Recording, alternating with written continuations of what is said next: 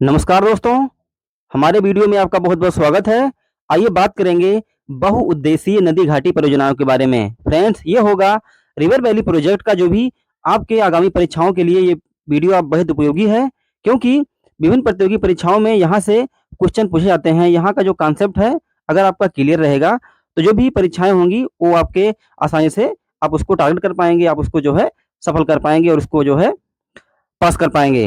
तो friends, video को देर न करते हुए स्टार्ट करते हैं। आपको बता दें कि इस वीडियो में जितनी भी बहुउद्देशीय नदी घाटी परियोजनाएँ हैं, उनका बहुत ही डिटेल में वीडियो बनाया गया है और पूरा डिटेल वीडियो है, अर्थात एक ही वीडियो में सारी जो बहुउद्देशीय परियोजनाएँ हैं, जो भी प्रोजेक्ट है गवर्नमेंट का और जो भी प्राइवेट सेक्टर लिमिटेड जो भी इसमें अपनी भागीदारी लगाया गया है, सारी वीडियो इसमें एक ही वीडियो में आपकी कंप्लीट होगी, तो आप कह सकते हैं कि ये कंप्लीट वीडियो होगा। तो फ्रेंड्स, आइए देखते हैं, पहले जान लेते हैं कि बहुउद्देशीय परियोजनाएँ क्या होती हैं। जैसा कि आप नाम से ही स्पष्ट है कि बहुउद्देशीय परियोजनाएँ ऐसी परियोजनाएँ जो विभिन्न उद्देश्यों को ध्यान में रखकर बनाई जाती हैं, अर्थात जो बहुत उद्देश्यों को टारगेट करती हैं, जो बहुत उद्देश्यों में जो उनका रीज़न होता है, जो उसको सक्सेसफुल के लिए कार्य करती हैं, जो उपयोगी होती हैं, उन्हें ही बहुउद्देशीय परियोजनाएँ कहती हैं। तो बहुउद्देशीय जो परियोजनाएँ होती हैं, वो डैम बनाकर, नदियों के माध्यम से या जो भी नेचर का जल होता है, पानी का जो इकट्ठा करके उसको एकत्र करके बहुत उद्देश्यों के लिए अर्थात हमारे जो भी शांतिपूर्वक कार्यों के लिए प्रयोग किया जाता है, वही बहुउद्देशीय परियोजनाओं के अंतर्गत आती हैं। तो आइए फ्रेंड्स, इसी में हम जान लेते हैं बहुउद्देशीय परियोजनाओं में कि बहुउद्देशीय परियोजनाएँ तो विभिन्न उद्देश्यों के लिए बनाई जाती हैं, तो पहला हमारा उद्देश्य होगा सिंचाई का महत्व। आइए देखते हैं कि बहुउद्देशीय जो परियोजनाएँ होती हैं, इनसे सिंचाई किस प्रकार होती है और इनसे किस प्रकार से जो है फार्मर जो है लाभान्वित होते हैं। तो ये देखेंगे फ्रेंड्स, सिंचाई का महत्व।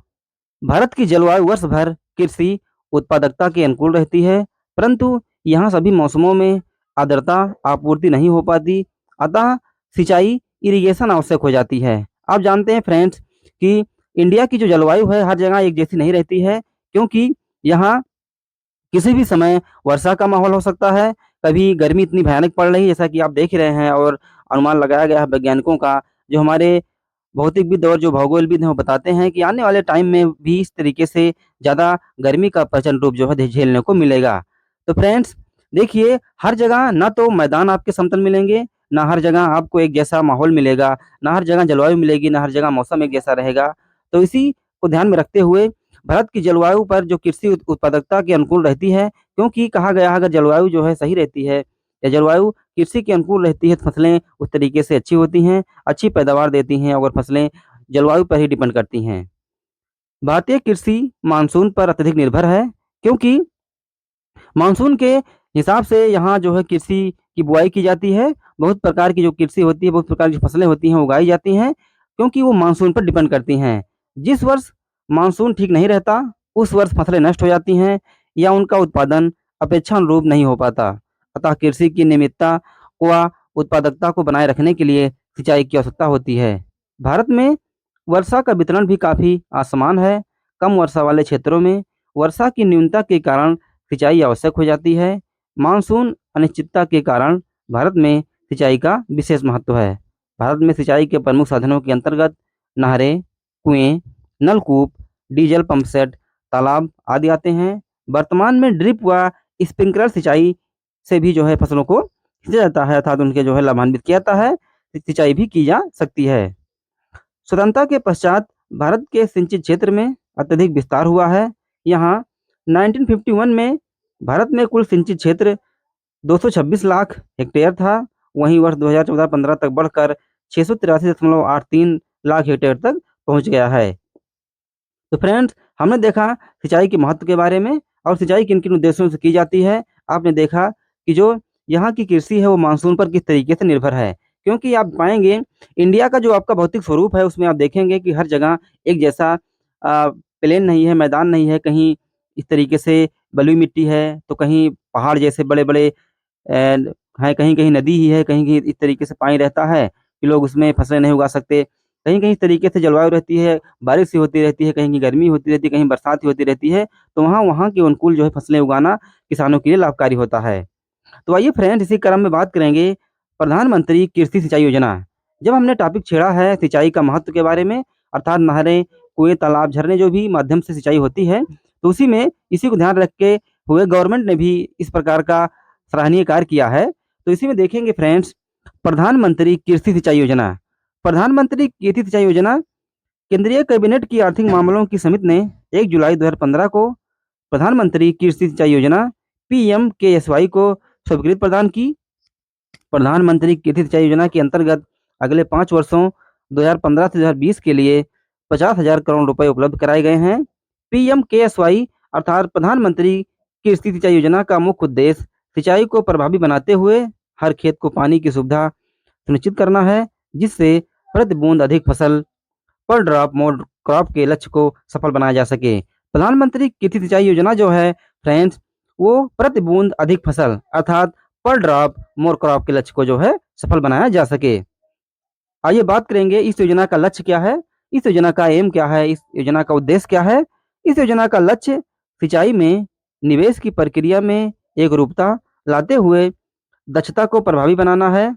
राष्ट्रीय स्तर पर इस योजना की निगरानी राष्ट्रीय संचालन समिति एनएससी द्वारा की जाती है तथा जिला स्तर पर इसके लिए जिला स्तरीय समिति के गठन का भी प्रावधान किया गया है। तो फ्रेंड्स, ये रही प्रधानमंत्री कृषि सिंचाई योजना। क्योंकि आपको कृषि विज्ञान का सब्जेक्ट नहीं पढ़ना है, लेकिन कहीं न कहीं से एक दूसरा सब्जेक्ट जो है एक दूसरे से इंक्लूड रहता है, शामिल रहता है, जॉइंट रहता है। एक-एक करके जैसे कि आप चीज़ों को समझेंगे, तो ही आपको आगे की जो इसमें टॉपिक रहेंगे उसको समझने में जो है आपको आसान कराएँगे। तो आइए इसी सीरीज़ में नेक्स्ट बात करेंगे फ्रेंड्स, भारत की सिंचाई परियोजनाओं के भाग। अर्थात देखेंगे कि सिंचाई का महत्व आपने देख लिया और गवर्नमेंट ने भी किस प्रकार से प्रधानमंत्री कृषि सिंचाई योजना का जो स्कीम है वो लाई है और भारत की सिंचाई परियोजनाओं के क्या भाग हैं। अर्थात जो सिंचाई होती है वो किस पैमाने पर कहाँ होती है, तो यही आपको देखना है। तो पहला फ्रेंड्स, लघु सिंचाई परियोजनाएं। अर्थात हम देखेंगे लघु सिंचाई परियोजनाएं, अर्थात जो लघु सिंचाई परियोजनाएं हैं वो किन उद्देश्यों को ध्यान में रख के बनाई गई हैं और जो इसमें कितने प्रकार हैं सिंचाई के, ये सब हम जो है जानेंगे। तो आइए देखते हैं लघु सिंचाई परियोजनाएं। हम बात करेंगे फ्रेंड्स भारत की सिंचाई परियोजनाओं के भाग के बारे में। आइए देखते हैं। इस सिंचाई परियोजना के अंतर्गत 2000 हेक्टेयर से कम क्षेत्र की सिंचाई होती है। इसके अंतर्गत कुआं, नलकूप, डीजल पंप सेट, तालाब, ड्रिप सिंचाई, स्प्रिंकलर आदि शामिल किए जाते हैं। भारत की लगभग 62% सिंचाई आवश्यकताओं की पूर्ति लघु सिंचाई परियोजनाओं के माध्यम से होती है। देश में लघु सिंचाई के बढ़ते महत्व को देखते हुए वर्ष 2006 से संचालित लघु सिंचाई योजना को वर्ष 2010 में राष्ट्रीय लघु सूक्ष्म सिंचाई मिशन के रूप में भी परिवर्तित कर दिया गया है। तो फ्रेंड्स, ये रहा भारत की सिंचाई परियोजनाओं के भाग में लघु सिंचाई परियोजनाएं। क्योंकि इसमें फ्रेंड्स जैसा कि नाम से ही स्पष्ट है, लघु सिंचाई परियोजनाएं अर्थात ये 2000 हेक्टेयर से जो कम क्षेत्र होते हैं वहाँ की सिंचाई के लिए जो है ये जल उपलब्ध कराती है। नेक्स्ट है फ्रेंड, इसी में पार्ट में भी है मध्यम सिंचाई परियोजनाएं। अर्थात लघु सिंचाई परियोजनाओं के बाद हम देखेंगे मध्यम सिंचाई परियोजनाएं।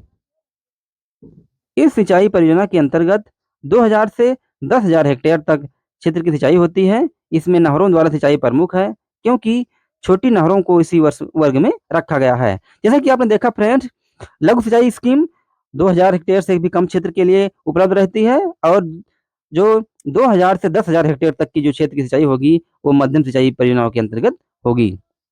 नेक्स्ट फ्रेंड, इसी में वृहद सिंचाई परियोजनाएं। इसके 3 पार्ट हैं, लघु सिंचाई परियोजनाएं, मध्यम सिंचाई परियोजनाएं और वृहद सिंचाई परियोजनाएं। तो ये देख लेते हैं। इसका जो थर्ड पार्ट है और यही लास्ट पार्ट भी है, इनमें 10,000 हेक्टेयर से अधिक क्षेत्रों की सिंचाई होती है। इसके लिए बड़े बांध बनाकर नहरें निकाली जाती हैं। सामान्यतः इसमें बड़ी नहरों व बहुउद्देशीय नदी घाटी परियोजनाओं को शामिल किया गया है। बड़ी व मध्यम परियोजना से देश की 38% सिंचाई आवश्यकताओं की पूर्ति होती है। तो फ्रेंड्स, ये रहा लघु सिंचाई परियोजनाओं के भाग और लघु सिंचाई, मध्यम सिंचाई और बृहद सिंचाई। अगर आपसे कोई पूछे कि भारत की जो सिंचाई स्कीम है, भारत की जो सिंचाई परियोजनाएं हैं, उसके कितने भाग हैं, तो आप कह सकते हैं फ्रेंड 3 भाग हैं, लघु सिंचाई परियोजनाएं, मध्यम सिंचाई परियोजनाएं और बृहद सिंचाई परियोजनाएं। आइए देख लेते हैं इसी में कुछ महत्वपूर्ण तथ्य के बारे में। वर्ष 2011-12 में सर्वाधिक सिंचित क्षेत्रफल वाले 5 राज्य क्रमशः उत्तर प्रदेश, मध्य प्रदेश, राजस्थान, गुजरात व पंजाब हैं। कुल क्षेत्रफल के प्रतिशत की दृष्टि से सर्वाधिक सिंचित राज्य पंजाब है। इस प्रदेश में 97.8% क्षेत्रफल पर सिंचाई सुविधाएं जो है उपलब्ध हैं। देश में सबसे कम सिंचित क्षेत्र प्रतिशत के दृष्टिकोण से मिजोरम में पाया गया है। यहाँ 7.3% क्षेत्रफल पर सिंचाई सुविधाएं उपलब्ध हैं। नलकूपों तथा कुओं द्वारा कुल सिंचित क्षेत्र का 57% भाग सिंचित होता है। नलकूप, कुआं तथा नहरों द्वारा सिंचित क्षेत्रों को क्षेत्रफल के आधार पर अग्रलिखित क्रम में रखा गया है। नलकूप, नहर और कुआं। नहरों द्वारा 32% सिंचित क्षेत्र पर सिंचाई सुविधा उपलब्ध है। भारत में तालाबों द्वारा 6% क्षेत्रफल पर सिंचाई की जाती है। भारत में तालाबों द्वारा जो 6% आपका जो क्षेत्र है उस पर सिंचाई की जाती है। तो फ्रेंड्स, आइए देखते हैं बहुउद्देशीय नदी घाटी परियोजनाएं। जैसा कि हमने बताया था और हमारा आपको जो थंबनेल दिख रहा होगा फ्रेंड्स, इसी पर हमारा जो टॉपिक है पूरा ये चल रहा है। तो बहुउद्देशीय नदी घाटी परियोजनाएं, आइए देखेंगे कि जो विभिन्न उद्देश्यों को ध्यान में रखकर बनाई जाती हैं उनके क्या लाभ हैं, उनका विस्तार क्या है और वो किन राज्यों को सुविधा प्रदान करती हैं सिंचाई के माध्यम से, और कौन कौन से राज्य उनसे लाभान्वित होते हैं, और कौन से राज्य में अभी वो परियोजनाएं पेंडिंग पड़ी हैं और कौन से राज्य में अभी नवगठित परियोजनाएं चालू की जाने वाली हैं। तो आइए इसके बारे में डिटेल अध्ययन करते हैं। बहुउद्देशीय परियोजनाओं से सिंचाई की सुविधा के अलावा बाढ़ नियंत्रण, पेयजल आपूर्ति, जल विद्युत उत्पादन, नहरी परिवहन, पर्यटन आदि अनेक कार्य किए जा सकते हैं। जवाहरलाल नेहरू जी ने इसे आधुनिक भारत का मंदिर भी कहा था। जैसा कि आपको बता दें कि जो बहुउद्देशीय परियोजनाएं हैं, नदी घाटी परियोजनाएं, जवाहरलाल नेहरू जी ने इसे आधुनिक भारत का मंदिर भी कहा था। वर्तमान समय में यद्यपि इन परियोजनाओं की प्रासंगिकता पर प्रश्न चिन्ह लगे हैं, फिर भी सिंचाई, पेयजल आपूर्ति, जल विद्युत उत्पादन आदि की व्यापक संभावनाओं को देखते हुए इसके महत्व से इनकार नहीं किया जा सकता। तो ये फ्रेंड बात करेंगे, जो हमारी पहली नदी घाटी परियोजना है वो है आपकी दामोदर घाटी परियोजना। दामोदर घाटी परियोजना क्या है, आइए फ्रेंड इसके बारे में देख लेते हैं। यह स्वतंत्र भारत की प्रथम बहुउद्देशीय परियोजना है। झारखंड और पश्चिम बंगाल राज्यों में फैली दामोदर घाटी में संयुक्त राज्य अमेरिका की टेनेसी नदी घाटी परियोजना अर्थात टेनेसी घाटी जो स्कीम थी आपकी 1933 के आधार पर संयुक्त विकास के लिए वर्ष 1948 में दामोदर घाटी निगम डीबीसी की स्थापना की गई। दामोदर नदी छोटा नागपुर की पहाड़ियों से निकलकर पश्चिम बंगाल में हुगली नदी से मिल जाती है। इस परियोजना में तिलैया, कोनार, मैथान तथा पंचेत पहाड़ी पर बांध बनाए गए हैं, जबकि बोकारो, दुर्गापुर, चंद्रपुर तथा पतरातू में ताप विद्युत गृहों का भी निर्माण किया गया है। फ्रेंड देखिए, इस फिगर में दामोदर नदी बेसिन का जो फिगर है बनाया गया है। देखिए इसमें फ्रेंड, देखिए इस मैप में जूम आउट करते हैं, दुर्गापुर बैराज है, अजय नदी और दामोदर घाटी किस तरीके से है यहाँ अटैच हुई है, और पंचेत पहाड़ी, बाल पहाड़ी, बराकर नदी और मैथान झारखंड के इलाके से होता हुआ कोनार और बोकारो नदी, दामोदर नदी और ये रूपनारायण नदी, और इसमें कोलकाता क्षेत्र को किस तरीके से दर्शाया गया है। आपको बता दें इसमें बहुत सारा मैप है, जैसे आपका सिंचित क्षेत्र है किस तरीके से इसको डिनोट किया गया है, बांधवा जलाशय के लिए भी डिनोट किया गया है, और दामोदर नदी बेसिन की भी सीमा इसमें तय की गई है। तो जो जो आपको सिंबल दिया गया है फ्रेंड्स, इसी आधार पर इस मैप में आप देख सकते हैं कि सिंचित क्षेत्र कितना है और बांधवा जलाशय कौन कौन से हैं और दामोदर नदी बेसिन की सीमा तय की गई है। देखिए फ्रेंड, जो भी आपको ब्लू से दिया गया है तो बांधवा जलाशय है, जैसे आपका ब्लू से है दुर्गापुर बैराज, और इधर पश्चिम बंगाल और ये झारखंड जिस तरीके से जो दिया गया है वो बांध और जलाशय से निर्मित है। और सिंचित क्षेत्र जो है जैसे आपका ब्लैक से दिया गया है, जैसे बाल पहाड़ी, अजय नदी, बराकर नदी और तिलैया, कोनार, बोकारो नदी, दामोदर नदी और रूपनारायण नदी। और फ्रेंड्स इसमें दिया गया है दामोदर नदी की बेसिन की सीमा कौन कौन से राज्यों से अटैच होती है। तो आपका फ्रेंड्स है कोलकाता और झारखंड, ये सीमा जो है पश्चिम बंगाल से लेकर जो है ये इसको अटैच करती है। फ्रेंड्स ये रहा दामोदर नदी घाटी परियोजना के बारे में। इसी में फ्रेंड्स कुछ और है, देख लेते हैं। दुर्गापुर में एक बड़ा अवरोधक इसी परियोजना के अंतर्गत निर्मित किया गया है। तिलैया बांध दामोदर की सहायक बराकर नदी पर हजारीबाग जिले में बनाया गया है। मैथान बांध भी बराकर नदी व दामोदर नदी के संगम पर बना है, जबकि कोनार बांध कोनार नदी, दामोदर की सहायक नदी पर बोकारो विद्युत संयंत्र को जल उपलब्ध कराने में सहायक है। तो फ्रेंड्स ये रहा दामोदर नदी घाटी परियोजना के बारे में।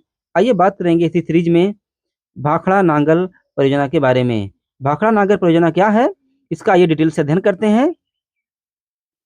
पंजाब हिमाचल प्रदेश में सतलज नदी पर बनाई गई यह देश की सबसे बड़ी बहुउद्देशीय परियोजना है। भाखड़ा बांध विश्व का सबसे ऊंचा गुरुत्वीय बांध, लगभग इसकी ऊंचाई 226 मीटर है। बांध के पीछे बनी झील का नाम गोविंद सागर झील है, जो हिमाचल प्रदेश में स्थित है। हिमाचल प्रदेश, पंजाब, हरियाणा, राजस्थान और केंद्र शासित प्रदेश दिल्ली इस परियोजना से लाभान्वित होने वाले राज्य हैं। यह एशिया का दूसरा सबसे ऊंचा बांध है, जिसकी ऊंचाई 225.55 मीटर है। इससे ऊंचा एकमात्र टिहरी बांध 261 मीटर है। इसका जल संग्रहण क्षेत्र गोविंद सागर कहलाता है, जिसमें 9 अरब 34 करोड़ क्यूसेक लीटर जल संग्रहण किया जा सकता है।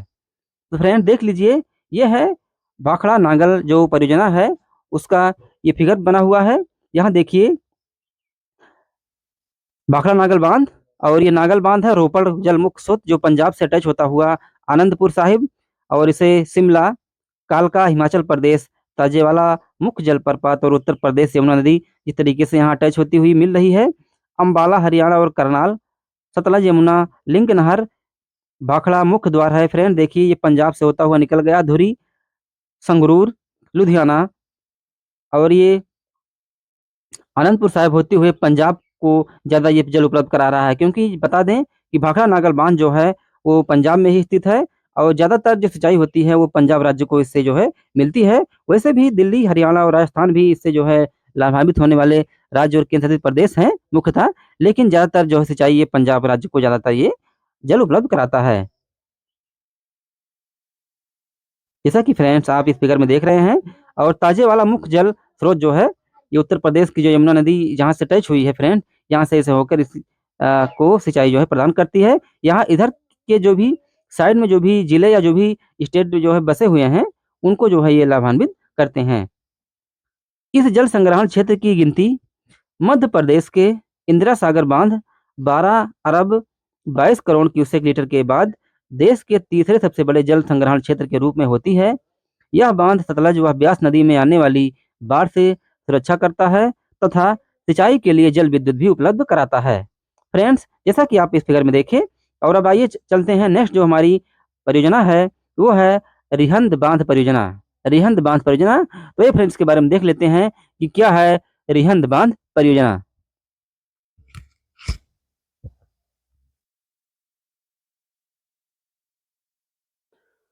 तो ये देखते हैं फ्रेंड्स रिहंद बांध परियोजना के बारे में, क्योंकि बहुत सारी परियोजनाएं हैं, वो बहुत सारी स्टेट को जल उपलब्ध कराती हैं, बहुत सारी स्टेट को उद्देश्य जो उनका होता है उसको पूर्ति करती हैं उसका, लेकिन कुछ ऐसी भी स्कीम है जो बाकी के स्टेटों को, जो भी बहुत कम स्टेट होते हैं आसपास टच हुए होते हैं, उन्हीं को ही वो योजना का लाभ मिल पाता है। तो ये देख लेते हैं रिहंद बांध परियोजना के बारे में। यह उत्तर प्रदेश सोनभद्र जिले तथा मध्य प्रदेश की सीमा पर पिंपरी नामक स्थान पर सोन नदी की सहायक रिहंद नदी पर बनाया गया है। इस परियोजना के अंतर्गत 91.46 मीटर ऊंचा बांध, 934.45 मीटर लंबा कंक्रीट का बांध बनाया गया है। इस बांध के नीचे ओबरा में विद्युत गृह का निर्माण किया गया है। इसके अंतर्गत 466 वर्ग किलोमीटर क्षेत्र में विस्तृत गोविंद बल्लभ पंत सागर नामक कृत्रिम झील का भी निर्माण किया गया है। यह भारत की सबसे बड़ी कृत्रिम झील है। आपको बता दें गोविंद बल्लभ पंत सागर जो झील है वो सबसे बड़ी जो है कृत्रिम झील है। जैसा कि आप फ्रेंड्स इस चित्र में देख रहे हैं, ये आपका गोविंद बल्लभ पंत सागर है, और ये रिहंद बांध रिहाब नदी से होते हुए ये यमुना नदी, गंगा नदी जो टच होती है इलाहाबाद में, यहाँ से घाघरा नदी होते हुए और ये गंडक नदी इधर जो है आके इसे मिल जाती हैं, और ये जो यहाँ की जो आसपास के जो क्षेत्र हैं उनको जो है ये इस स्कीम का जो है लाभ मिलता है। अर्थात जो रिहंद बांध परियोजना है, इसमें मध्य प्रदेश और उत्तर प्रदेश का जो सम्मिलित रूप है, अर्थात उन्हीं के जो सटे हुए जिले हैं उन्हीं को आसपास जो है ये लाभान्वित करती हैं।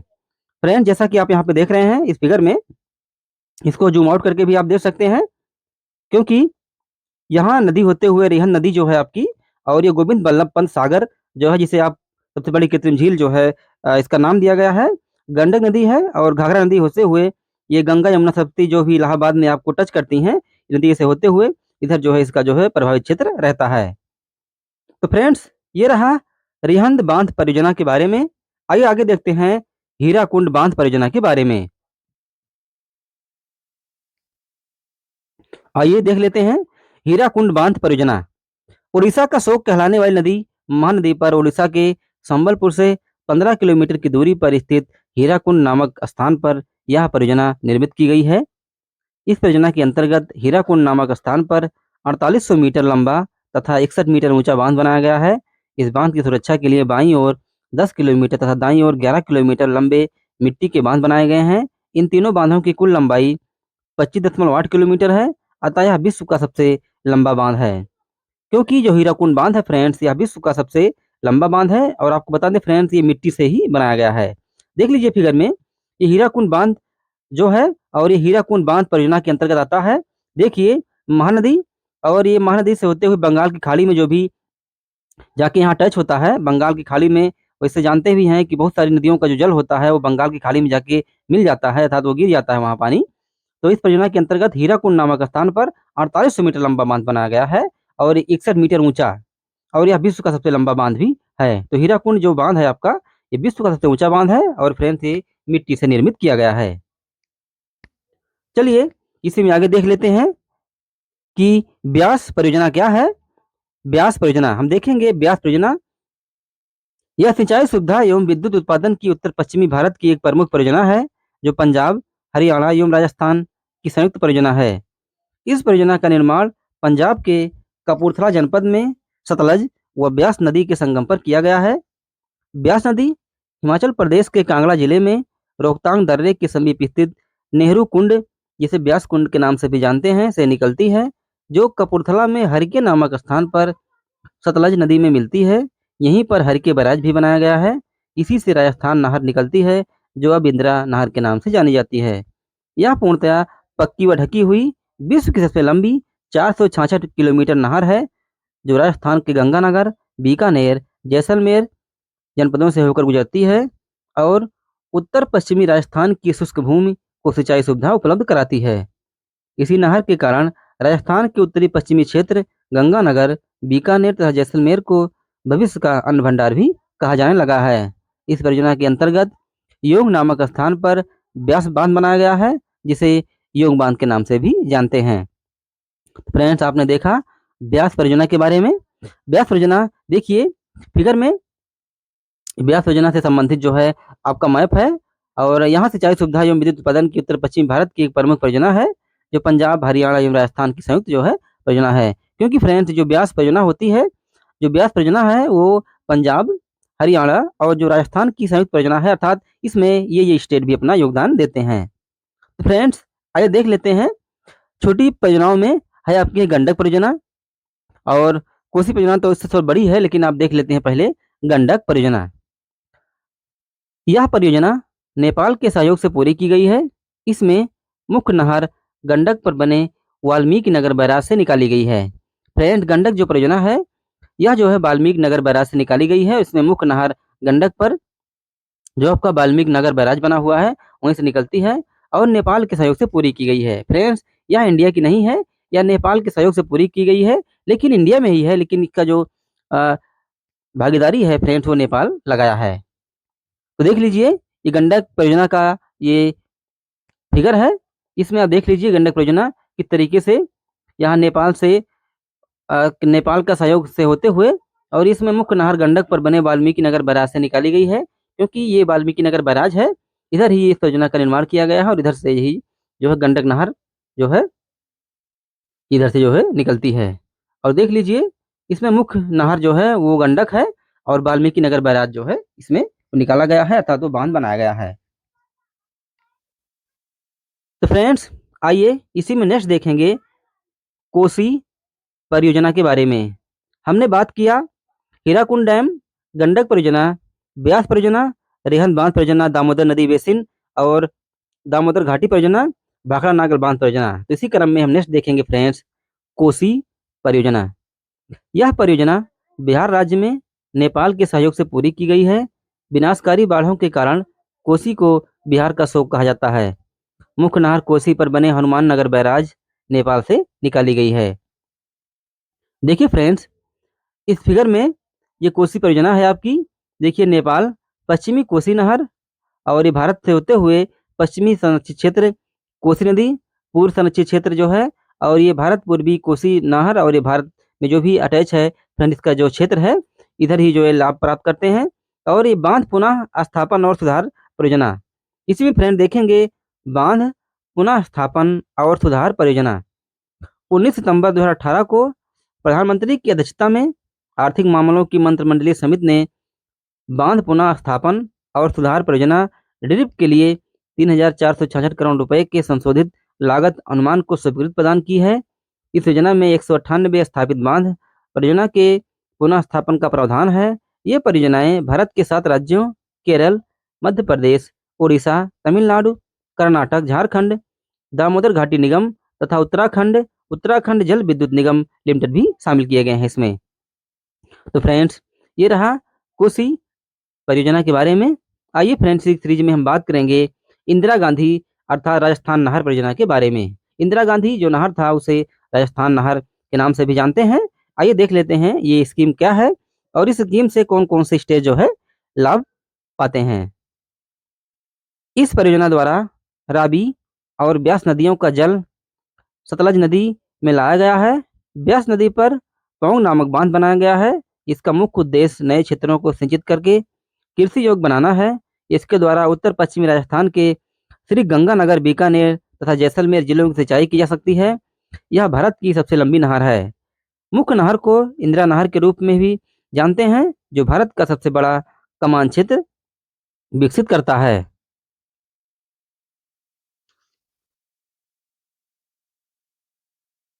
फ्रेंड्स, आइए देख लेते हैं इसके फिगर में। देखिए फ्रेंड्स, सबसे ऊपर है आपकी ब्यास नदी और ये हरके बैराज से निकलकर जो आपकी नदी होगी सतलज, पंजाब से होते हुए गंगानगर, ये मुख्य नहर का सिरा है, और हरियाणा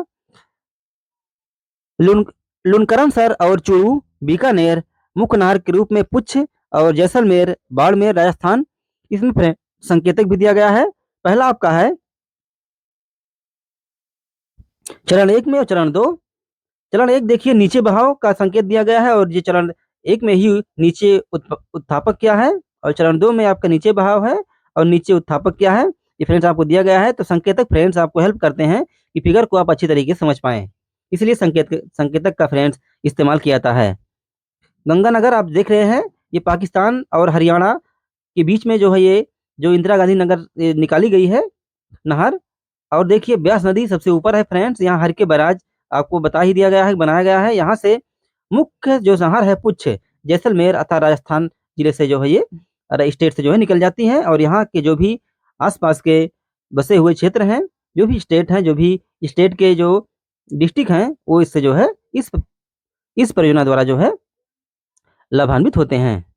तो फ्रेंड्स, ये रहा इंदिरा नगर कमांड क्षेत्र, और हमने बात किया इंदिरा गांधी राजस्थान नहर परियोजना के बारे में। अब फ्रेंड्स नेक्स्ट देखेंगे इसी में चंबल परियोजना के बारे में। हम देखेंगे फ्रेंड्स चंबल परियोजना के बारे में। आइए बात कर लेते हैं। यमुना की सहायक चंबल नदी के जल का उपयोग करने के लिए मध्य प्रदेश व राजस्थान में यह परियोजना संयुक्त रूप से चलाई गई है।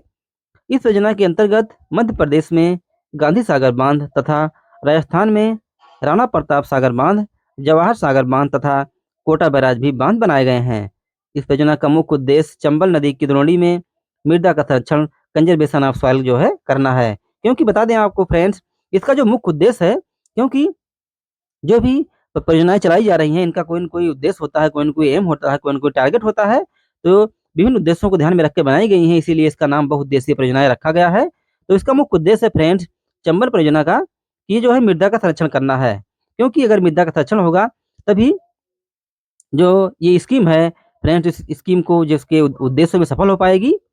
तो फ्रेंड्स देख लेते हैं चंबल जो परियोजना है, इसमें आपका मैप है, देख लीजिए किस तरीके से इस मैप में आप एक-एक चीज़ें जो है दर्शाई गई हैं। इस मैप में आप देख सकते हैं कि चंबल जो स्कीम है वो यमुना की सहायक नदी के जल का उपयोग करने के लिए मध्य प्रदेश और राजस्थान, क्योंकि फ्रेंड्स ये मध्य प्रदेश और राजस्थान में संयुक्त रूप से ये जो है ये स्कीम है और इसे बनाई गई है। तो फ्रेंड्स ये रहा चंबल परियोजना के बारे में।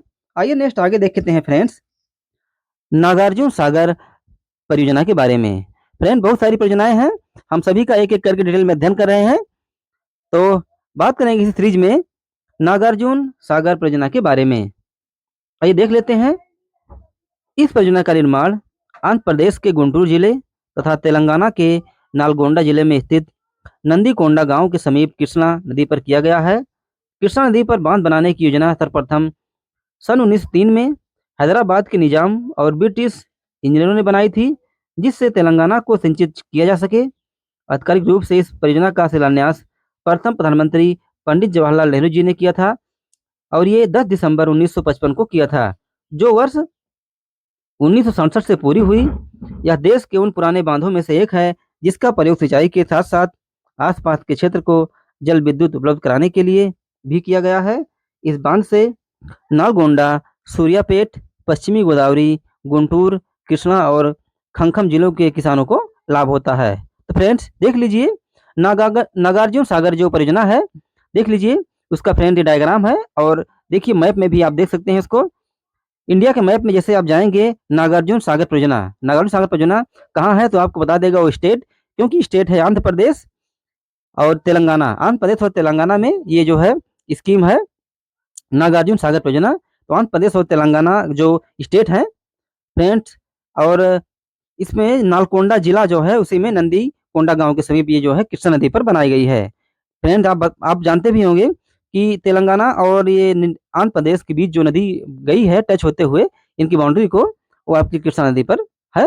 तो कृष्णा नदी पर ये परियोजना जो है विकसित की गई है।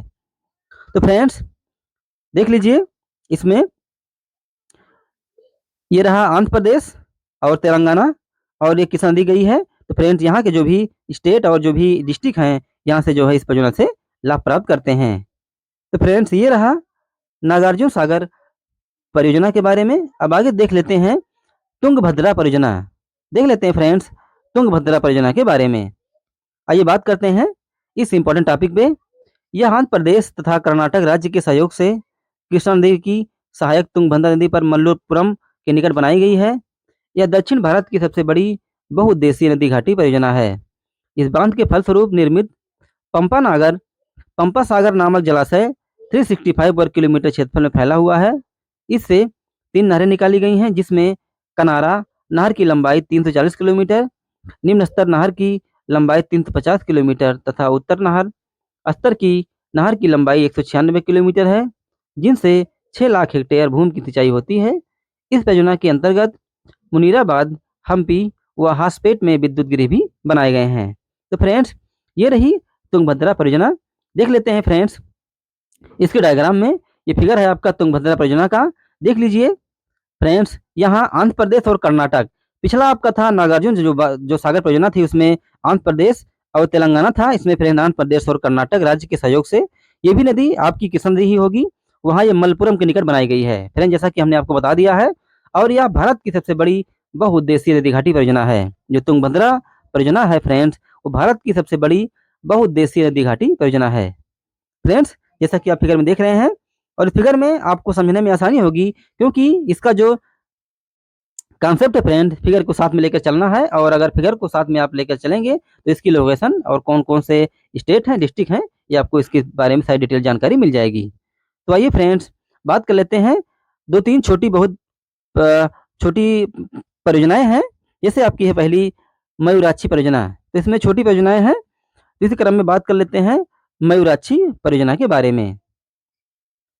छोटा नागपुर पठार के उत्तर पूर्वी भाग की एक छोटी नदी मयूराक्षी पर मेंसजोर नामक स्थान पर बांध बनाकर झारखंड को बिजली और पश्चिम बंगाल को सिंचाई की नहरों से लाभान्वित किया जा रहा है। इसे कनाडा बांध भी कहते हैं। फ्रेंड जैसा कि आपने देखा कि जो मयूराक्षी परियोजना है वो छोटा नागपुर पठार के उत्तर पूर्वी भाग की, क्योंकि इसका उद्देश्य सिंचाई करना भी है और विद्युत का उत्पादन करना भी है। तो ये झारखंड को बिजली उत्पादन करता है और पश्चिम बंगाल को नहरों के माध्यम से सिंचाई उपलब्ध कराती है। तो फ्रेंड्स ये रही आपकी मयूराक्षी परियोजना। फ्रेंड्स देख लीजिए इसका डायग्राम हमने बना दिया है। मयूराक्षी परियोजना में आप देख लीजिए क्योंकि कौन कौन से स्टेट हैं और उस स्टेट के कौन से डिस्ट्रिक्ट हैं जो इसको टच करते हैं और कौन कौन से ऐसे स्टेट हैं जो इसको लाभ मिलता है इनको। तो लगभग जो आपका है झारखंड और पश्चिम बंगाल, झारखंड को बिजली मिलेगी और पश्चिम बंगाल को सिंचाई, ऐसा भी आप इसको याद कर लेते हैं। ये फ्रेंड मयूराक्षी परियोजना। तो छोटी परियोजनाएं हैं फ्रेंड्स, और इसी में एक छोटी परियोजना और है, देख लेते हैं। आपकी है शरावती परियोजना। तो शरावती परियोजना आइए देख लेते हैं क्या है और किन स्टेट को कनेक्ट करती है। यह कर्नाटक में भारत के सबसे ऊंचे जोग या महात्मा गांधी जलप्रपात पर बनाई गई है। यहाँ से बेंगलुरु के औद्योगिक क्षेत्र तथा गोवा और तमिलनाडु राज्यों को भी विद्युत की आपूर्ति की जाती है। हमने बताया फ्रेंड्स, मयूराक्षी परियोजना और सारावती परियोजना ये छोटी-छोटी परियोजनाएं हैं। तो छोटी परियोजनाओं में भी ऐसा नहीं है कि ये परियोजनाएं इतनी छोटी हैं कि एक स्टेट को नहीं कवर कर सकती, क्योंकि आपने देखा कि कर्नाटक और महात्मा गांधी जलप्रपात जो है बेंगलुरु, इसके औद्योगिक क्षेत्र और गोवा और तमिलनाडु राज्यों को विद्युत की आपूर्ति की जाती है। तो यहाँ से जो सारावती परियोजना है, यहाँ से अ, बेंगलुरु और गोवा और तमिलनाडु राज्यों को विद्युत की आपूर्ति जो है यहीं से मिल पाती है। तो इसी सीरीज में फ्रेंड नेक्स्ट देखेंगे, छोटी परियोजनाएं हैं कोयना परियोजना। देख लेते हैं फ्रेंड्स, क्या है कोयना परियोजना। यह परियोजना महाराष्ट्र में कृष्णा की सहायक कोयना नदी पर बना है।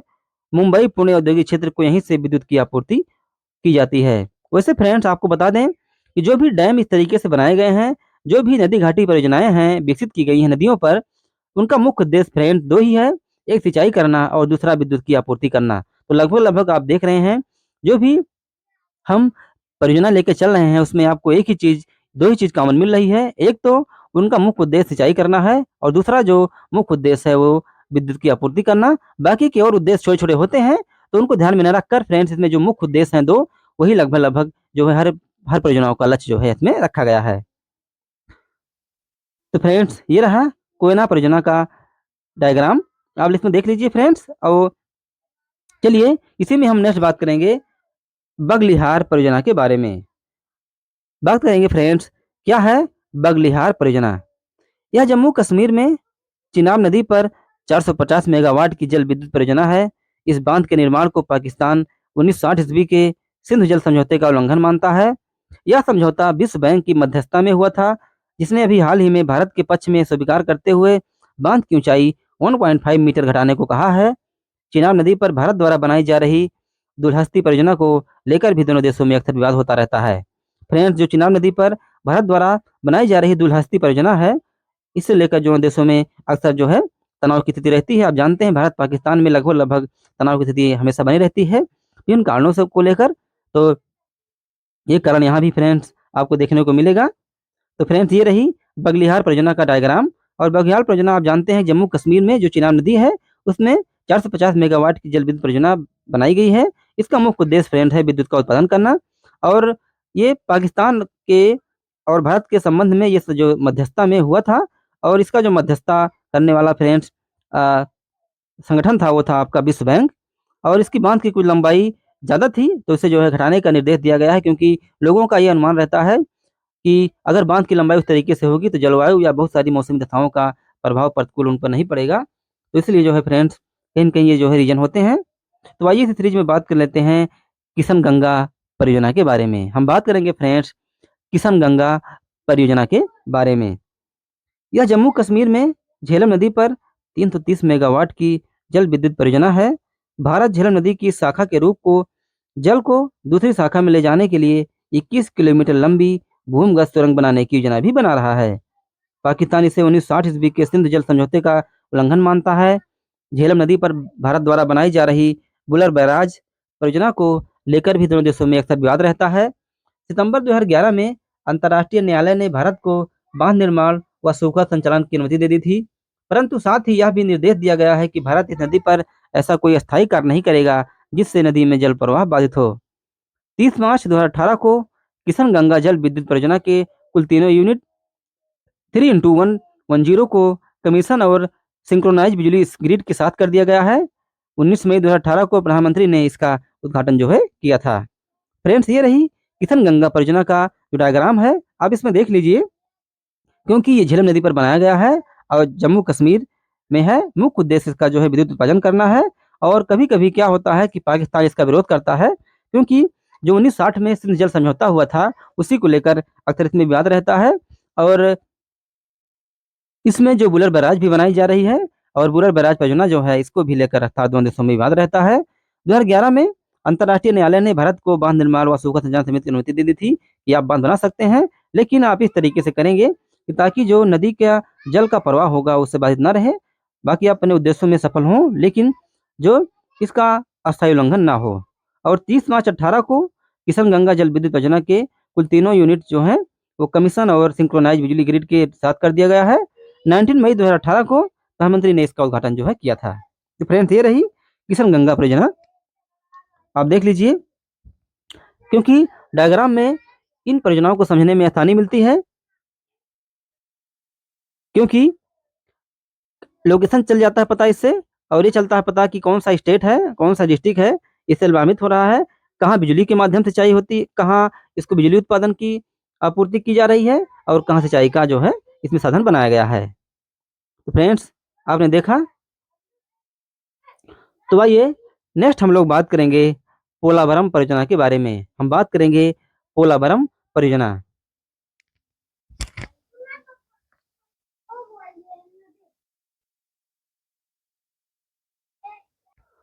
तो विभिन्न परियोजनाओं को देखते हुए फ्रेंड्स आइए इसे हम देखेंगे नेक्स्ट पोलावरम परियोजना के बारे में। पोलावरम परियोजना संबंधी विधेयक को संसद द्वारा मई 2014 को स्वीकृति प्रदान की गई। इसके अंतर्गत 136 गांवों, 211 छोटे शहरों, गांवों और 7 मंडलों का आंध्र प्रदेश में विलय किया जाएगा, जिसके बाद वे पूर्वी गोदावरी जिले का हिस्सा बन जाएंगे। पोलावरम परियोजना को इंदिरा सागर बांध परियोजना भी कहा जाता है। इसे केंद्र सरकार से राष्ट्रीय परियोजना का दर्जा प्राप्त है। यह आंध्र प्रदेश के पश्चिमी गोदावरी जिले में गोदावरी नदी पर स्थित है, जिसमें 83,200 करोड़ घन फुट जल का संग्रह किया जाएगा। इसके अंतर्गत कृष्णा और गोदावरी नदियों को जोड़ा जाएगा। इस परियोजना को 25 अक्टूबर 2005 को पर्यावरण की स्वीकृति मिली थी। इससे आंध्र प्रदेश की 2,32,000 एकड़ अतिरिक्त भूमि की सिंचाई हो सकेगी और 960 मेगावाट विद्युत का भी उत्पादन किया जा सकेगा। तो फ्रेंड्स देख लीजिए इसका डायग्राम, और ये पोलावरम परियोजना है।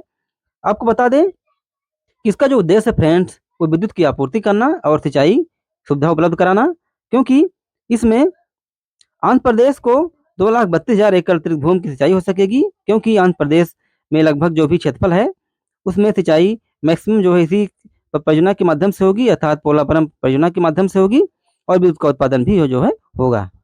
आप डायग्राम में देख लीजिए फ्रेंड्स। डायग्राम में देखिए इंदिरा सागर बांध है, और इसका जो विधेयक था फ्रेंड्स वो मई 2014 को स्वीकृति ही मिल गई थी, और इसके अंतर्गत 136 गांवों, 211 छोटे गांवों और 7 मंडलों का आंध्र प्रदेश में विलय जो है किया जाएगा। फ्रेंड्स जैसा कि आप यहाँ देख रहे हैं, चलिए नेक्स्ट देखते हैं पंचेश्वर बहुउद्देशीय परियोजना के बारे में। हम बात करेंगे फ्रेंड्स पंचेश्वर बहुउद्देशीय परियोजना। पंचेश्वर बहुउद्देशीय परियोजना भारत नेपाल का एक संयुक्त उपक्रम है। इसका निर्माण उत्तराखंड के पिथौरागढ़ जिले में काली नदी पर किया गया है। यह विश्व में दूसरा सबसे ऊंचा बांध होगा, जिसमें ऊंचाई 315 मीटर है, जबकि क्षमता 6,480 मेगावाट आंकी जा रही है। इस परियोजना का उद्देश्य मुख्यतः विद्युत उत्पादन के अतिरिक्त सिंचाई और पेयजल की व्यवस्था सुनिश्चित करना तथा बिहार और उत्तर प्रदेश में आने वाली बाढ़ों को भी नियंत्रित करना है। 40,000 करोड़ रुपए की लागत से इस परियोजना को तैयार किया जाएगा। इसकी कुल लागत 62.37% भारत, जबकि 37.5% नेपाल वहन करेगा। इस परियोजना का निर्माण 2018 से 2026 के मध्य किया जाएगा। इस बांध से निर्मित जलाशय का क्षेत्रफल 116 वर्ग किलोमीटर होगा। फ्रेंड देख लीजिए पंचेश्वर बहुउद्देशीय परियोजना का ये डायग्राम है। इसमें देखिए पंचेश्वर बांध और महाकाली नदी और सरयू नदी है। स्थलगढ़ बांध है, इससे होते हुए पूर्वागिरी बांध, टनकपुर बैराज और बनवासा बैराज, शारदा नहर से होते हुए ये नेपाल निकल गया फ्रेंड्स। महेंद्र नगर और महाकाली नदी, महाकाली सिंचाई नहर और शारदा सागर जलाशय जो है आके इसमें मिल जाता है। देख लीजिए फ्रेंड्स, क्योंकि इसका जो डायग्राम है इसमें आपको लोकेशन समझने में आसानी मिलती है, क्योंकि सारी चीज़ें आपको एक बार में नहीं समझ में आ सकती, इसलिए डायग्राम के माध्यम से आप इसको जो है आसानी से अपना जो कॉन्सेप्ट होगा उसे क्लियर कर सकते हैं, क्योंकि पेपर में फ्रेंड्स कॉन्सेप्ट की ही अहम भूमिका होती है। अगर आपका कॉन्सेप्ट क्लियर रहेगा तो आप चीज़ों को आसानी से समझ पाएंगे, और तभी आप जो है इस परियोजना को जो है आसान भाषा में समझ पाएंगे, और इससे संबंधित जो भी क्वेश्चन आएंगे आप उसको अटेम्प्ट कर पाएंगे। तो फ्रेंड्स हमने देखा पंचेश्वर बहुउद्देशीय परियोजना के बारे में। आइए नेक्स्ट बात करेंगे बुनाखा परियोजना के बारे में। हम बात करेंगे फ्रेंड्स बुनाखा परियोजना। आइए देखते हैं इसके बारे में। सरकारी पनबिजली company Tehri hydro development corporation ने भूटान की 180 मेगावाट की बुनाखा जल विद्युत परियोजना को स्वीकृति प्रदान की दी है। रिपोर्ट के उन्नयन के लिए 25 जून 2010 को एक समझौता किया गया था। बुनाखा परियोजना भूटान 2020 की 20 तक 10,000 मेगावाट जल विद्युत उत्पादन क्षमता विकसित करने की पहल में शामिल है। टीएचडीसी को भूटान की 4,060 मेगावाट की संकोच बहुउद्देशीय परियोजना की विस्तृत परियोजना रिपोर्ट तैयार करने का काम भी मिला है। कंपनी ने भूटान के फुनेटसोलिंग तथा बुनाखा व संकोच परियोजना स्थल पर अपने कार्यालय भी स्थापित किए हैं। 54 मीटर ऊंचे और 366 मीटर लंबे इस बांध को वर्ष 1895 में बनाया गया था। इसकी जलाशय की क्षमता 44 करोड़ घन मीटर से भी अधिक है। तो फ्रेंड्स, ये रहा बुनाखा परियोजना का डायग्राम। आप इसमें देख लीजिए, क्योंकि इसमें जो टिहरी हाइड्रो डेवलपमेंट कॉर्पोरेशन है, उन्होंने भूटान की 180 मेगावाट की बुनाखा जल विद्युत परियोजना की विस्तृत जो है रिपोर्ट के उन्नयन के लिए इसको एक समझौता भी किया गया था, और ये समझौता 25 जून 2010 को हुआ था। और टीएचडीसी को 4,060 मेगावाट की संकोच बहुउद्देशीय परियोजना की विस्तृत परियोजना रिपोर्ट तैयार करने का भी काम मिला है। तो कंपनी ने अपने कार्यालय भी यहाँ स्थापित कर लिए हैं, और इसमें 44 करोड़ घन मीटर से भी अधिक जो है पानी की क्षमता जो है बताई जा रही है। फ्रेंड, देख लीजिए बुनाखा परियोजना का जो डायग्राम है, इसमें आप देख लीजिए एक एक प्लेस में कहाँ-कहाँ जो है इसमें इसकी बाउंड्री टच करते हैं, और अगर विद्युत उत्पादन की क्षमता इसमें 180 मेगावाट है, तो कौन-कौन से स्टेट और डिस्ट्रिक्ट इससे जो है लाभान्वित होते हैं। फ्रेंड, जैसा कि आप यहाँ पे देख रहे हैं। तो इसको देखने के बाद फ्रेंड्स, इसी क्रम में नेक्स्ट बात करेंगे हम रेणुका बांध परियोजना के बारे में। हम बात करेंगे फ्रेंड्स रेणुका बांध परियोजना के बारे में। आइए बात करेंगे। केंद्रीय पर्यावरण एवं वन मंत्रालय की वन सलाहकार समिति ने लंबे समय से प्रतीक्षारत रेणुका बांध परियोजना को 13 अगस्त 2014 को स्वीकृति प्रदान की है। इस परियोजना के बनने से दिल्ली में पेयजल की समस्या दूर हो सकती है। इस परियोजना को लेकर लंबे समय से आदिवासी अधिकार व वन भूमि को लेकर विवाद चल रहा था। हिमाचल प्रदेश के सिरमौर जिले में यमुना की सहायक गिरी नदी पर बनाई जाने वाली इस परियोजना की लागत 36,000 करोड़ रुपए होगी। इसके लिए 909 हेक्टेयर वन भूमि की भी आवश्यकता होती है। इस परियोजना से दिल्ली को 27.5 करोड़ गैलन जल की आपूर्ति की जा सकती है। रेणुका बांध को बचाने के लिए लोगों ने 1986 ईस्वी में तत्कालीन प्रधानमंत्री राजीव गांधी के समक्ष गिरी बांध परियोजना के लिए अन्वेषण का काम शुरू किया था। वर्ष 2006 में हिमाचल पावर कॉर्पोरेशन का गठन किया गया तथा केंद्र द्वारा इसे राष्ट्रीय परियोजना घोषित भी किया जा चुका है। फ्रेंड्स, देख लीजिए रेणुका व किसाऊ परियोजना है, इसका डायग्राम है। फिगर में आप देख रहे हैं शिमला, चंडीगढ़ और देहरादून और लखवर ब्यासी बांध परियोजना जो टॉन्स नदी पर बनाई गई है। देख लीजिए फ्रेंड्स, इससे लाभान्वित होने वाले डिस्ट्रिक्ट हैं और स्टेट भी हैं। यमुना नदी होते हुए किसाऊ बांध से जाके गिरी नदी में मिल जाती है, और हथनी कुंड बैराज जो यहाँ है यमुना नदी नहर भी है, और यमुना नदी से होते हुए पश्चिमी यमुना नहर में जाके मिल जाता है और यमुना नगर को इसमें लाभान्वित करता है। फ्रेंड, देख लीजिए डायग्राम में ऊपर से आप स्टार्ट करेंगे। ये देखिए नदी आपकी यमुना नदी, और यहाँ से किसाऊ बांध होते हुए लखवर व्यासी बांध टॉन्स नदी होते हुए, और यहाँ का जो स्टेट होगा चंडीगढ़, शिमला, देहरादून, और फ्रेंड्स ये होते हुए सब टच करते हुए फिर आके यमुना नदी में मिल जाता है। और ये पश्चिमी यमुना नहर, पूर्वी यमुना नहर जो है आप इसको देख रहे हैं फ्रेंड्स इस चित्र में। तो फ्रेंड्स, ये रहा आपका रेणुका व किसाऊ परियोजना। रेणुका व किसाऊ परियोजना अर्थात आपने देखा रेणुका बांध परियोजना के बारे में, क्योंकि ये संयुक्त उपक्रम था, इसलिए रेणुका व किसाऊ परियोजना साथ में जो है आपको इस डायग्राम में देखने को मिल रहा है। देख लीजिए फ्रेंड्स, नेक्स्ट हमारा है किसाऊ परियोजना। आपने देखा कि रेणुका परियोजना और दूसरा आपका है इसमें किसाऊ परियोजना। आइए देख लेते हैं फ्रेंड्स इसके बारे में महत्वपूर्ण तथ्य क्या है। टोंस नदी पर बनने वाली 660 मेगावाट की किसाऊ बहुउद्देशीय जल विद्युत परियोजना के निर्माण में आ रही समस्या दूर हो गई है। 10,000 करोड़ की लागत से बनने वाली इस परियोजना में 90% व्यय केंद्र सरकार द्वारा किया जाएगा। किसाऊ बांध के निचले हिस्से की जल विद्युत परियोजनाओं में 50% हिस्सेदारी की हिमाचल प्रदेश द्वारा मांग की गई, जिसे केंद्र सरकार ने अस्वीकार कर दिया। 1 महीने के अंदर उत्तराखंड व हिमाचल प्रदेश द्वारा संयुक्त उपक्रम बनाने का निर्णय लिया गया है, जिसका मुख्यालय देहरादून में होगा। राष्ट्रीय परियोजना होने के कारण केंद्र सरकार को इस प्रोजेक्ट पर 90% व्यय वहन करना चाहिए। उत्तराखंड और हिमाचल को अब इस बहुउद्देशीय परियोजना में 10% व्यय करना होगा। 660 मेगावाट की इस परियोजना में उत्तराखंड और हिमाचल प्रदेश की 50-50% हिस्सेदारी होगी। वर्तमान में उत्तराखंड सरकार किसाऊ और के बांध और निचले हिस्से की परियोजनाओं छिबरो, खोदरी, कुल्हाड़ आदि में से 25% जल विद्युत हिमाचल प्रदेश को देती है। तो फ्रेंड्स, आप देख लीजिए किसाऊ परियोजना और रेणुका परियोजना, ये जो संयुक्त परियोजना है फ्रेंड्स, आप डायग्राम में भी देख लीजिए।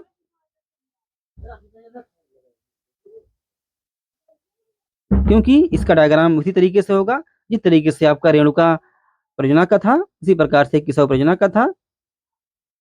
क्योंकि ये टोंस नदी जो है उस पे किसाऊ बांध बनाया गया है, किसाऊ परियोजना विकसित की गई है। और जो आपकी रेणुका परियोजना है फ्रेंड्स, वो जो है दिल्ली में पेयजल की समस्या से इसमें निजात मिलेगी। तो फ्रेंड, दोनों का उद्देश्य है कि जल आपूर्ति और विद्युत का उत्पादन करना। तो फ्रेंड्स, इसके बाद हम देखेंगे केन बेतवा लिंक परियोजना के बारे में। हम देखेंगे फ्रेंड्स केन बेतवा लिंक परियोजना।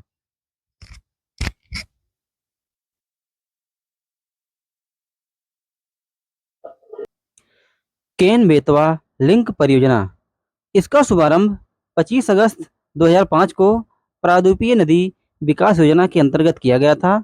अमृत क्रांति के नाम से प्रारंभ की गई यह परियोजना देश की प्रमुख नदियों को जोड़ने की दिशा में एक सफल पहल है। यह अन्य राज्यों को अपने जल विवाद निपटारे हेतु प्रेरित करेगी। उत्तर प्रदेश व मध्य प्रदेश की इस संयुक्त परियोजना में केन व बेतवा नदियों को जोड़ा जाएगा, जिससे दोनों राज्यों के पानी की कमी वाले कई क्षेत्रों को पेयजल व सिंचाई के लिए पर्याप्त जल उपलब्ध हो सकेगा। 35,111 करोड़ लागत की इस परियोजना से 6.35 लाख हेक्टेयर क्षेत्र में सिंचाई की जाएगी व 103 मेगावाट विद्युत उत्पादन होगा। दोनों नदियों को जोड़ने के लिए 77 मीटर ऊंचा और 2 किलोमीटर चौड़ा दौधन बांध व 230 किलोमीटर लंबी नहर तैयार की जाएगी, जो बेतवा नदी पर बने बरुआ सागर जलाशय में मिलाई जाएगी। मार्च 2021 में मध्य प्रदेश और उत्तर प्रदेश सरकार द्वारा केन बेतवा लिंक परियोजना को लागू करने के हेतु एक समझौता ज्ञापन पर भी हस्ताक्षर किया गया था। तो फ्रेंड्स, जैसा कि आप जानते हैं केन बेतवा लिंक परियोजना, केन बेतवा लिंक परियोजना केन और बेतवा नदी को जोड़कर सामूहिक रूप से बनाई जाएगी। और देख लीजिए डायग्राम में केन बेतवा लिंक परियोजना का ये डायग्राम है। ये देखिए उत्तर प्रदेश से होते हुए ग्वालियर, झांसी और विदिशा रायसेन निकल जाएगी और ये मध्य प्रदेश और हमीरपुर से होकर गंगा नदी और बांदा, जैसा कि आप फिगर में देख रहे हैं केन नदी है, टीकमगढ़ और सतना मध्य प्रदेश में इसका विस्तार हुआ है। और यहाँ से पेयजल आपूर्ति, जल विद्युत और जो है सिंचाई के लिए जो है प्रयोग किया जाएगा। केन बेतवा लिंक परियोजना आपने देखा फ्रेंड्स। आइए इसी सीरीज में नेक्स्ट बात करेंगे सरदार सरोवर परियोजना के बारे में। बात करेंगे सरदार सरोवर परियोजना। सरदार सरोवर बांध परियोजना की आधारशिला 5 अप्रैल 1961 को तत्कालीन प्रधानमंत्री पंडित जवाहरलाल नेहरू द्वारा रखी गई थी। सरदार सरोवर परियोजना मध्य प्रदेश, महाराष्ट्र, गुजरात व राजस्थान की संयुक्त परियोजना है, जो नर्मदा व उसकी सहायक नदियों पर बनाई जा रही है। सरदार सरोवर बांध भारत की सबसे बड़ी जल संसाधन परियोजनाओं में से एक है। इस परियोजना में कुल 30 बड़े, 135 मध्यम व 3000 लघु बांध बनाए जा रहे हैं। 30 बड़े बांधों में से 6 बहुउद्देशीय, 5 जल विद्युत व 19 परियोजनाएं शामिल हैं। 19 जो है इसमें सिंचाई परियोजनाएं भी शामिल की गई हैं। इन मुख्य बांधों में 10 नर्मदा नदी पर व 20 उसकी सहायक नदियों पर बनाए जा रहे हैं। नर्मदा नदी के कुल अपवाह क्षेत्र का 86% मध्य प्रदेश में, 12% महाराष्ट्र में और 2% गुजरात में स्थित है। नर्मदा और उसकी सहायक नदियों का कुल अपवाह क्षेत्र सतलज, रावी व ब्यास नदियों के कुल अपवाह क्षेत्र से अधिक है। पूर्ण होने के पश्चात यह परियोजना भारत का सबसे बड़ा कमान क्षेत्र जो है विकसित करेगी। तो ये बात कर लेते हैं फ्रेंड्स कि परियोजना का लाभ क्या है। इससे पहले आपको बता दें कि सरदार सरोवर परियोजना है, इसका डायग्राम जो है फिगर बना हुआ है। देखिए सरदार सरोवर परियोजना कम जलमग्न क्षेत्र और अधिक जलमग्न क्षेत्र में बनाया गया है, क्योंकि अक्सर नदियों में बाढ़ आती है, जिसके कारण जो है यहाँ के कुछ क्षेत्र डूब जाते हैं, जिसके कारण इसमें 2 डायग्राम में आपको लोगो दिया गया है, इसका पहचान दिया गया है कि कम जलमग्न क्षेत्र और अत्यधिक जलमग्न क्षेत्र।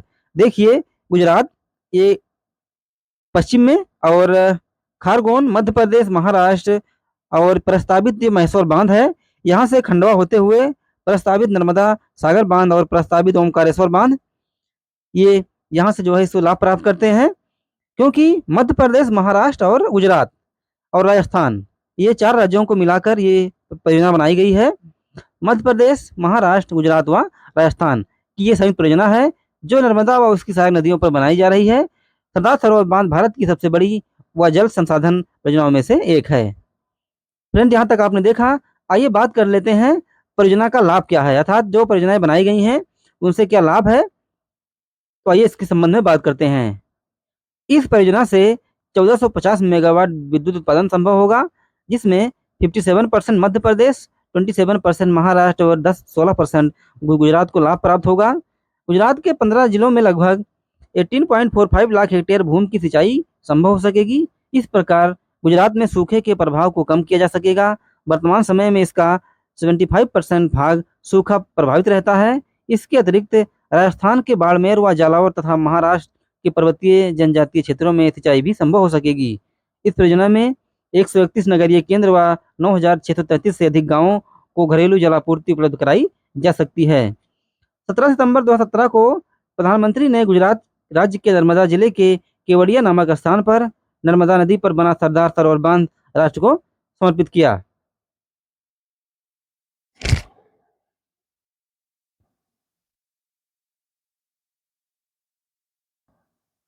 तो ये था फ्रेंड्स, परियोजना का लाभ क्या है, अर्थात जो भी केन बेतवा लिंक है और सरदार सरोवर परियोजना है, इसका जो है लाभ क्या है। आइए फ्रेंड्स बात करेंगे इसी में टिहरी परियोजना के बारे में। बात करेंगे टिहरी परियोजना। आइए देख लेते हैं इसके संबंध में क्या तथ्य है। उत्तराखंड राज्य के टिहरी नामक स्थान पर भागीरथी व भेलांगना नदी के संगम पर यह भारत का सबसे ऊंचा चट्टान आपूरित बांध होगा। इस परियोजना के प्रथम चरण में 1000 मेगावाट तथा द्वितीय चरण में 1400 मेगावाट अर्थात कुल 2400 मेगावाट बिजली का उत्पादन संभव हो सकेगा। इसके पश्चात विशाल जनसंख्या को जल आपूर्ति संभव होगी। यहाँ 2.7 लाख हेक्टेयर कृषि भूमि की सिंचाई संभव होगी। इस प्रकार यहाँ सूखे के प्रभाव को कम किया जा सकेगा। बाढ़ नियंत्रण के साथ इस समझौते इस परियोजना से मत्स्य पालन एवं नहरी परिवहन भी हो सकेगा। देख लीजिए फ्रेंड्स, ये है टिहरी बांध परियोजना का डायग्राम। देखिए इसमें उत्तरकाशी भागीरथी नदी है और लंका, गंगोत्री, केदारनाथ, मनेरी भाली 1 और मनेरी भाली 2। टिहरी बांध यहाँ से कोटेश्वर बांध, पंडरास, गंगा नदी, ऋषिकेश जिला, देवप्रयाग, पौड़ी, श्रीनगर जल विद्युत परियोजना और उत्थासु बांध, बद्रीनाथ की ओर अगस्त्यमुनि, गुप्तकाशी और मणिकनाथ। तो फ्रेंड देख लीजिए, क्योंकि डायग्राम का मतलब यही होता है कि आप चीज़ों को सही समझ जाएंगे और जो इसकी लोकेशन है आप उसको एग्जैक्ट पता कर पाएंगे कि आखिर ये जो परियोजना है कहाँ विकसित की जा रही है, कौन से स्टेट, कौन से डिस्ट्रिक्ट इससे लाभ प्राप्त कर रहे हैं और यह परियोजना किन उत्तर पश्चिम पूर्वी गलियारे को या ईस्ट वेस्ट नॉर्थ कॉरिडोर को किस तरीके से लाभ दे रही है, कौन सी पेयजल के लिए परियोजना है, कौन सी विद्युत उत्पादन के लिए है और कौन सी इरिगेशन के लिए, सिंचाई के लिए है। तो इसके लिए फ्रेंड सारी जानकारी आपको एक प्लेटफॉर्म पर ही उपलब्ध हो जाती है। तो आइए फ्रेंड्स, हम इन परियोजनाओं के लाभ के बारे में हमने देखा और कौन कौन सी परियोजनाएं थी। अब फ्रेंड बात करेंगे कि ऐसी कौन सी परियोजना है जो विवाद में चल रही है, अर्थात हम उसके बारे में बात करेंगे कि जो परियोजनाओं में विवाद चल रहा है। आइए उसके बारे में हम देख लेते हैं। देखते हैं कि टिहरी परियोजना में क्या विवाद था।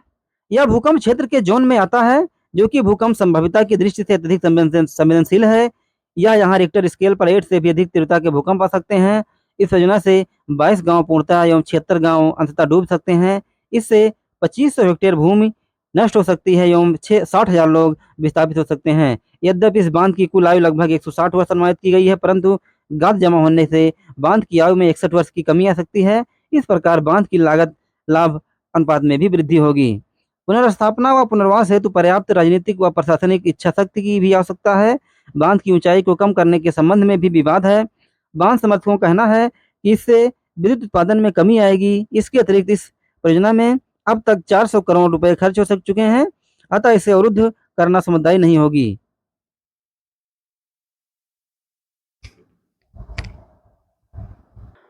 तो ये था फ्रेंड्स वीडियो का पार्ट 1। आप मेरे साथ बने रहिएगा, कहीं मत जाइएगा, वीडियो को कंटिन्यू करिएगा और नेक्स्ट वीडियो में हम मिलेंगे इसके जो सेकंड पार्ट में बहुउद्देशीय नदी घाटी परियोजनाओं का जो होगा पार्ट 2। तब तक के लिए आप अपनी तैयारी को कंटिन्यू करिए और हमारे साथ इस तरीके से बने रहिए। अगर आपको वीडियो अच्छा लगता है तो कृपया हमारे चैनल की जो नोटिफिकेशन है उसको ऑन कर लीजिए, ताकि हमारी जो वीडियो है उसकी अपडेट सबसे पहले आप तक पहुंचे। और अगर आपको वीडियो अच्छा लगता है तो कृपया इसे अपने फ्रेंड और फैमिली में भी सेंड कीजिए, ताकि उन्हें भी इस वीडियो का लाभ जो है मिल सके। और हम आपके लिए इस तरीके से प्रयासरत हैं। तो कहीं मत जाइएगा और नेक्स्ट बहुत जल्द मिलते हैं नेक्स्ट वीडियो में। तब तक के लिए थैंक यू, अपना ख्याल रखिएगा।